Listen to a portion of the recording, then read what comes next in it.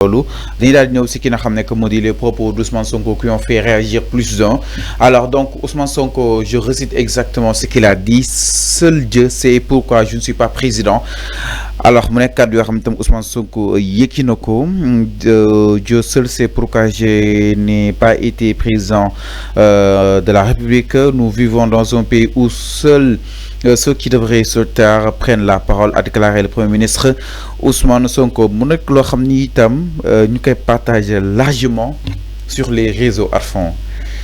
Alors jàpp na ni yàlla rek moo xam li tax nekkul li nga xam ne que moo di président jaaxal na wax bi ndax su nekkoon président ñu war a wax nii te wartu ñoo wax yi fi day jeex à fond. Réew mi mel ni Sénégal concrètement, est-ce que un premier ministre war na di xupp li nga xam ne que moo di justement peut-être askanam à fond? yow da nga ne est-ce que un premier ministre war na di xupp du un premier ministre nga wax dañuy waxtaan à fond. non mais c'est-à-dire Sonko mooy Diomaye mooy Sonko mu ñooy suñu njiit. Parce que le projet passif moo nekk en marche. pourquoi personne alors kaddu yi jàppoon ni ça relève d'une gravité quand même à fond. Fallou man gisuma lu grave lu Ousmane Sonko wax. Seul Dieu sait pourquoi je n'ai pas été président. lan moo garaaw foofu lan moo garaaw foofu dama bëgg nga ne ma lii moo garaaw saagawul menacé wul kenn. ñu warul wax duñu wax. mais loolu moo nekk Sénégal ñu warul wax ñoo nekk di wax. réew mi ñëpp ko moom ku si nekk am nga si sa participation. Fallou ku nekk am nga si sa kaddu. Arfan donc pourquoi ñu naan ñi dañuy wax ñi duñu wax Arfan. yow étant donné que am na ñoo xam ne Arfan ñi wax. mais ñi fi nekkoon les chroniqueurs comme ñoom Cheikh Bara ñi ngi wax aussi Fallou ñi ngi doon wax Arfan si jamono Macky Sall. donc il faut tamit na jàpp ne Arfan il y a la pluralité. Non je parle pas. Non si c'est ce que tu fais. Non tu donnes pas un exemple. sama xalaat laa tu fais un débat de personne. sa xalaat dama la koy nangu sama xalaat laa léegi réew mi ku si nekk jàppoon da nga war a joxe sa xalaat concrètement. léegi ñi fiy joxe seen xalaat kan moo leen jàpp. yow yaa ngi nii ti toog fii chaque jour di joxe sa xalaat. joxe ma sama xalaat yow yaa ngi fii di joxe sa xalaat. joxe ma questionné laay def. dama ne yaa ngi joxe sa xalaat yow. tu prends la place de Benno Bokk Yaakaar tu fais tes émissions. non est-ce que mus nañu laa convoquer. non même pas. pourtant yaa ngi joxe sa xalaat. pourtant boo demee ci plateau yëpp ñu ngi joxe seen xalaat. je parle pas dans ce sens. il faut pas ngeen métital réew mi mais réew mi métiwul à ce point.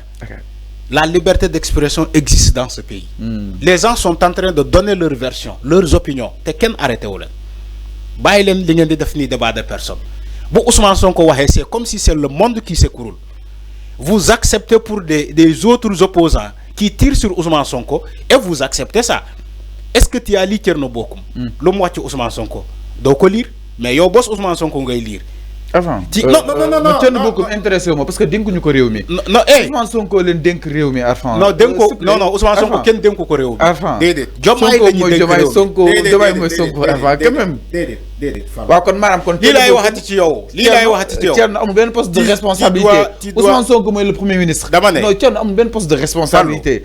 Ousmane Sonko leen dénk suñu ay poste de responsabilité. même Ousmane Sonko bu ñu ko dénkoon suñu réew. ok personne n'a le droit. Personne je dis.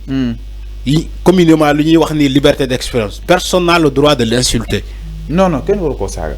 yaa ngi dégg. Sonko personne n'a le droit de l'insulter. Là j'approuve. Mais c'est ce qu'il dit. Là je confirme. C'est ce qu'il dit. waaw débat bi donc. yan vous acceptez. si ay débat ji ñu ay saagante. voilà. ok wax sa xalaat Arfan. Fallou gis nga ci réew mi ñoo ànd ak Sonko. gis nga ci réew mi ñoo ànd ak Sonko. yàlla sax ñëpp àndul ak moom. waaw ñëpp mënuñoo ànd ak Sonko. yàlla ñëpp ànduñu ak yàlla. pourtant yàlla moo créé univers bi mais ñun c'est-à-dire que débat bi nekkul foofu il faut pas ngeen jël débat bi di ko personnaliser di ko accentuer autour d'une personne Ousmane Sonko. c'est pas un débat. non Arfan moo wax Arfan. non c'est xam nga Fallou. yow si tu es un journaliste il faut équilibrer l'information. non mais si équilibré. Tu équilibres l'information tu dis. opposant bi lii la wax Ousmane Sonko tontu ko lii mais quand tu omets une partie. ban opposant moo mais tu as lu Thierno Bocoum lu mu wax ci Ousmane Sonko. loolu après sorti Ousmane Sonko non Fallou. non loolu après sorti Ousmane Sonko mu si wax xalaatam. Fallou tey gis naa Waly Diouf Bodiang tontu ko. Fallou non wax ji mooy indi wax. Ousmane Sonko lu mu wax. il y a rien de grave.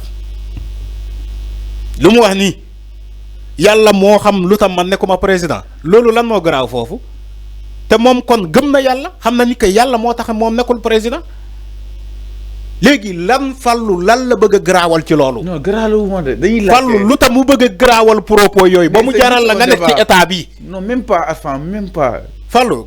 Je suis dans mon état normal. Soit un journaliste. C'est juste un débat. Enfin, s'il te plaît, arrête ces jugements de valeur. Non, s'il te plaît, Arfan, nous aussi, dit.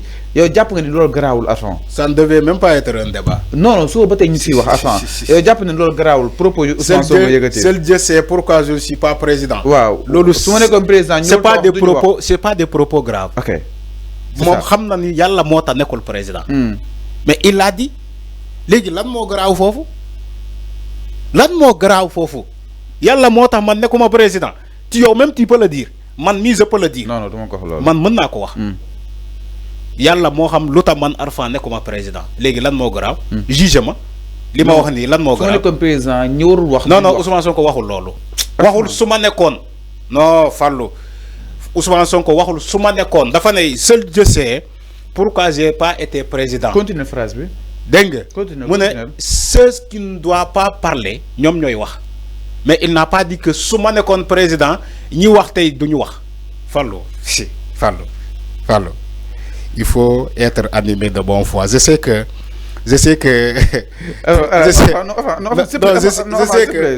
parfois non sois sérieux non débat bi du man s'il te plaît bu dugg sur non débat bi du man s'il te plaît du yow mais il faut pas compléter les phrases les propos de Ousmane Sonko par une phrase yow mi xam nga li ma bëgg wax s'il te plaît débat bi Ousmane Sonko lu mu wax xana yow Fallou nga bëgg relier ces mots là diko créer une phrase pourtant il a dit ses propos li moy jiko Sénégal au lieu que ñu waxal nit ki lu mu wax textuellement ses propos les gens vont prendre ses propos ñi créer une phrase dina non Ousmane Sonko li la wax manam on peut-être sous-entend par là voilà, on peut-être sous-entend lu bari du xew on peut-être sous-entend attends mais mën nañ japp li Ousmane Sonko donc mën nañ japp li Ousmane Sonko ak lepp lu mën xew sera un comptable du bilan du président Bassirou Diomaye Diakhar. Oui, il est comptable. Mu nek président mu ñàkkoo nek ban différence la am bo waral mu japp ni yàlla rek mo xam nekkul président. Sinon ñu doon wax duñ wax. Non waxul duñ wax. Sinon ñu warul wax Fallou. Tu vois le problème que j'ai avec toi, tu complètes les propos de Ousmane Sonko par une phrase. Tu dis sinon. Ousmane Sonko n'a jamais dit sinon. Fallou li ngay def ni enquêteurs yi buñ la laaj c'est-à-dire qu'il faut pas créer des mots s'il te plaît Arfan je pense que tu n'es pas à l'aise pour wax non je suis à l'aise je veux te corriger pour jàppale la parce que yow je t'aime gis nga Bassirou Fofana lu ko dal nii gis nga lu dal Bassirou Fofana mooy lii la bëggoon def comme yow li ngay def nii arrête d'aggraver non si les cas dama lay jàppale donc alors mais dama lay jàppale donc mais revenons si wàllu Arfan les sénégalais ñuy seetaan xam nga lan la ñu bëgg revenons s'il te plaît Arfan dinaa ñëw ci la sénégalais yi ñuy seetaan xam nga lan la ñu bëgg dama ne sénégalais yi ñuy seetaan xam nga lan la ñu bëgg que Fallou lit correctement ce que Ousmane Sonko a écrit correctement ñu ngi lay déglu sénégalais yi loolu la ñu bëgg nga lire correctement correct Arfan voilà vas-y Arfan lis correctement ce que Ousmane Sonko a écrit Arfan arrête continue lis correctement sans ajouter des mots lis il faut lire correctement. Vas-y. Enfin. Lis. Enfin. Vas-y. Ousmane Sonko nena. Voilà. Je seul sais pourquoi je n'ai pas été élu président de la République. Oui. Nous vivons dans un pays où ceux qui devraient se taire prennent exactement la parole. Enfin, c'est le numéro de temps non, man loolu la bëgg nga lire. Jarul nga commenter. Yow tu n'es pas là pour commenter. Tu poses les questions. Parce que à moins que tu veux prendre la place de Benno Bokk Yaakaar. Tu as lu. Nama pare nga. Allez-y, voilà, termine par là. Parce que Arfan bu ko gis motax dina difficile pour waxtaan ak yow. Voilà, merci. Du lire nga ba pare. Lire nga ba pare. Légui bàyyi ma ñëw ci kàddu gi. Légui Fallou Ousmane Sonko wax na loolu waxuma fan la dugal ay sinon. Les mots reformulation xama aussi ñu reformuler ainsi amul solo xama aussi Fallou Fallou li nga xam ne amul solo dama ne waa déglu ma rek waa déglu ma rek mooy amul xupp wala dara soo na laaj man Ousmane Sonko li mu wax ni li wax ni Ousmane Sonko lu mu wax ni ay sinon waa déglu ma rek bu ruubee débat bi Fallou allez-y dama attends bu ruubee rek boo poser question da ngay noppi rek. ñi tontu alors donc Ousmane Sonko lu mu bindal lu mu wax ni man je n'ai rien vu de grave. ok c'est clair leer na. Seul Dieu sait pourquoi j'ai pas été président. Nous vivons dans un pays où ceux qui n'ont pas droit à la parole prennent la parole. Ok, merci. Où est le problème dans ce qu'il a dit? C'est clair. Il n'y a même pas un problème. Il n'y a même pas un problème. Maintenant, pourquoi vous voulez tellement mais Ousmane Sonko, en tant que Premier ministre, il a le droit de dire ce qu'il pense. Okay. Comme Bougane, comme ce qu'il pense. Comme Thierno Bocoum, ce qu'il pense. Maintenant, vous acceptez pour Thierno Bocoum, vous avez le connaître sur Ousmane Sonko, voilà le régime. Mais si le régime réplique, on dit non.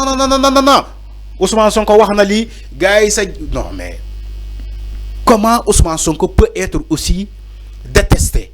Non. Par des gens, même pour un mot. Non, personne ne le déteste. Même pour un mot. Non, personne ne le déteste. C'est tout un scandale. Non, personne ne le déteste. Un seul mot. C'est tout un scandale. Mais personne ne le déteste. C'est une même dans le forum de Davos. Mais c'est une personne influente. Raison pour laquelle les gens en parlent sur lui. Même dans le forum de Davos. Mais enfin, personne ne le déteste. C'est tout à fait un problème. Alors, personne ne le déteste. Alors qu'il a dit simplement, sujet, verbe, complément. Des phrases, des mots simples que tu peux comprendre. Alors, arrête ce que tu dis là.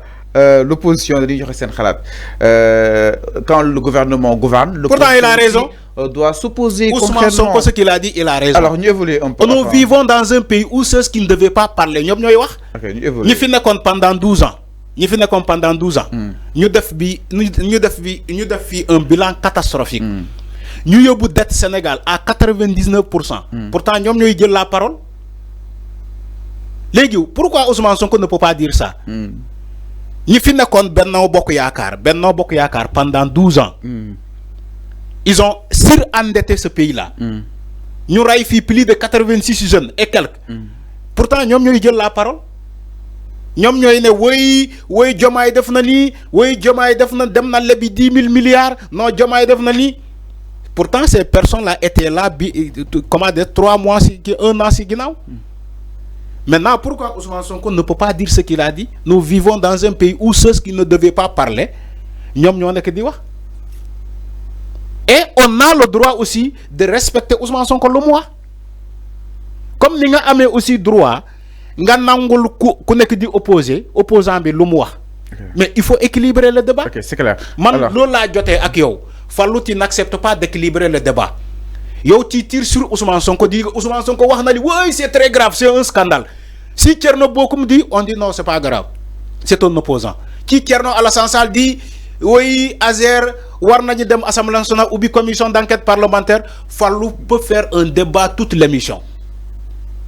Fallou mën na jël lolu def ko émission bi ba émission bi jeex tak di ma forcer pour me répondre ci Thierno Alassane Sall wax na il faut que ñu ubbi commission d'enquête parlementaire parce que ça arrange Fallou. Mais quand Ousmane Sonko dit que nous vivons dans un monde où que nous Fallou, il veut faire un scandale. Il empêche même Arfan de développer parce que lui développer arrangé ou là ak ñi nga andal. Fallou, c'est là où je suis pas d'accord avec toi mon ami. Sois un journaliste qui équilibre le débat et ouvert. Buñ la lalé, même bu mettez nga jéma camoufler nga né non grawul. Buñu lalé Ousmane Sonko nga poser ma question ma débat ma ne la d'accord ma wala d'accord na li Alioune Tine demba ñëw na fi def médiation nga laaj ma question bi ma ne la ànd naa ci. Donc je t'invite vraiment à équilibrer le débat mon ami Fallou. Arfa bàyyi ñu jaxase ak Ousmane Sonko xam ne Ousmane Sonko moom suñu lii la suñu waaya alors mi ngi noonu par rapport ak li nga xam ne moo di justement deuxième point bi par rapport ak justement la sortie d'Ousmane Sonko. Donc on reprécise exactement justement non dire Ousmane Sonko nee na yàlla xam lu tax nekkul président waxaat si aussi ñu warul wax si li nga xam ne moo di public bi ñooy jëkkati li nga xam ne moo di ay kaddu mu nekk loo xam ni itam moom yëkkati na ko concrètement alors ndaaj ñëw itam si